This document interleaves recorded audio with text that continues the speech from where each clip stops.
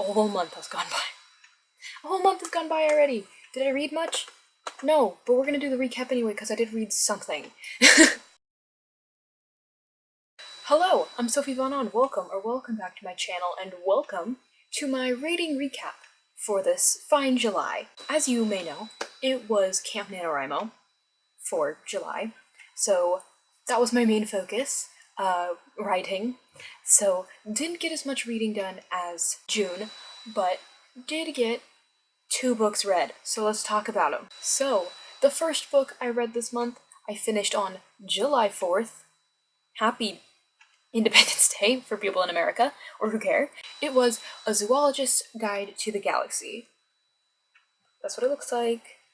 I got it from the library. I've been wanting to check this book out for a while. I had seen it in the library before, and I thought it looked really interesting. I just didn't have the time to check it out and read it because I had a ton of other books checked out at the time. And then I stopped going to the library, and I finally started going back again this summer, and I saw the book again, and I was like, you know what? I don't have anything else that I've checked out yet.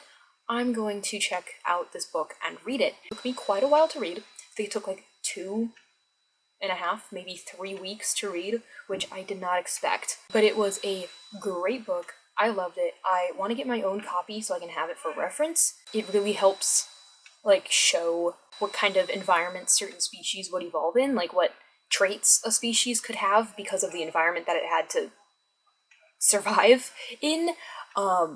So it's literally like how alien life forms would look technically if we found them and we figured out how they evolved and, you know, what kind of features they would have because of those environments and whatnot. And I thought it was super interesting. That's the field I want to go into in my life, learning about what alien life would look like if we found it and it was developed. That's what I want to study in my future. So this book was great for like fueling that that inspiration. I picked it up because I thought it would be great for my sci-fi project, Project Star, because we do see a lot of alien species throughout not only the first book, but we're going to see a bunch more throughout the whole trilogy. So I wanted to get a grasp on the idea of how different species would look if they were from a different planet with different conditions. It was a great book for that. I got a few notes on it, but I do want to get my own copy of it so I can like have it because it was just a good read too. Like even if you're not going to use it for research purposes, I thought it was very interesting. That might just be me because that's the topics I'm into, but it was an interesting read and I really liked it. Then the second book and the last book I read in July was, can we guess? It happens every year, maybe every few months, but I reread Ready Player One. This poor, do you see this book? The things it's gone through. It is so messed up. Like I had to tape up this when I got done reading it this time around because the cover was literally coming off the book. So I've read this many times. I don't even know how many anymore. I've lost count. But one of my favorite books. It is such an easy read, and I needed something that I already knew. I wanted something familiar, and the vibe of this story, like the main character going through all of the riddles and stuff and like solving them, and all of like the 80s references and the video games and all that, the whole vibe of this book was what I needed this July. So I was like, you know what? I'm just gonna reread it again. And I didn't reread it in full. I kind of skipped over the boring parts because I know where the boring parts are now, right? So I just skipped over the parts that I didn't want to read, and I read everything else, and I'm counting it towards a finished book because I did read start to finish minus a few little pockets. But do I even need to go into this story? I feel like I've talked about it enough on this channel. I love this book. I know some people don't like it, and it is what it is, but I love it. I love it.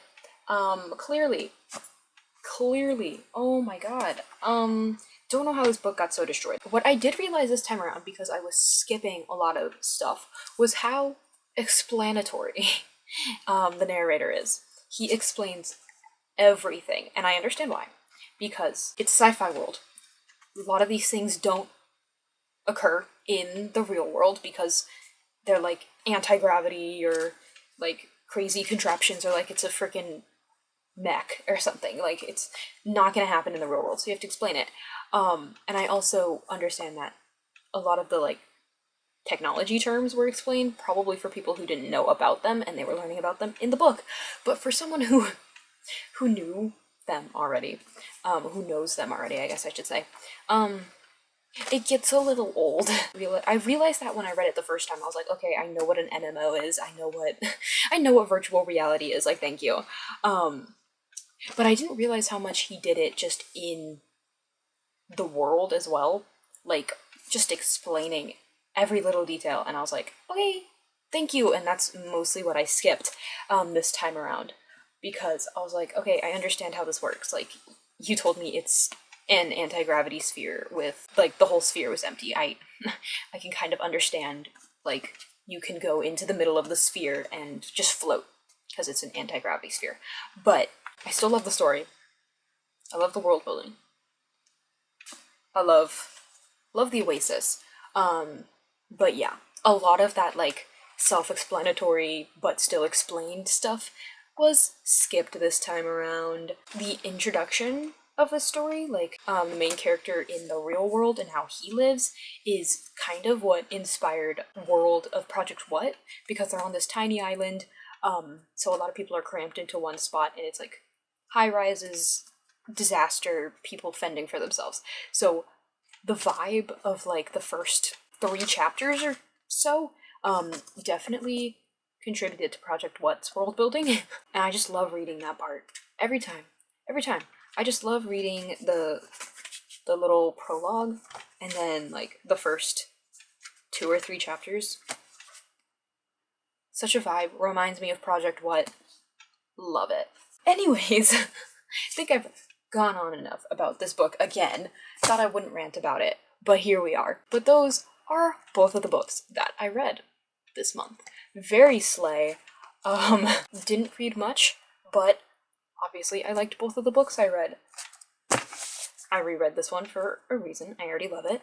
And then A Zoologist Guide to the Galaxy was super interesting, and if you are writing sci-fi or you are interested in astrobiology or any of that kind of stuff, I would recommend. It was a great read. But yeah, that is it. Hopefully I'll have a few more books this August. I do not know, but there will be a reading vlog out, hopefully this month, depending on how fast I can read Vita Nostra, which my good friend Madison Peck recommended to me. So look out for that vlog. I do not know how long this book is going to take me to read, but hopefully it'll be out before the end of this month. So look out for that. And yeah, thank you so much for watching. Thanks for being here. Thanks for hanging out. What books did you read this July? If any, if you're participating in camp, I get it. If you do not read, that is an intense month for writing. So most other things do get put to the side. But yeah, let me know in the comments. And I hope to see you in the next one. Peace.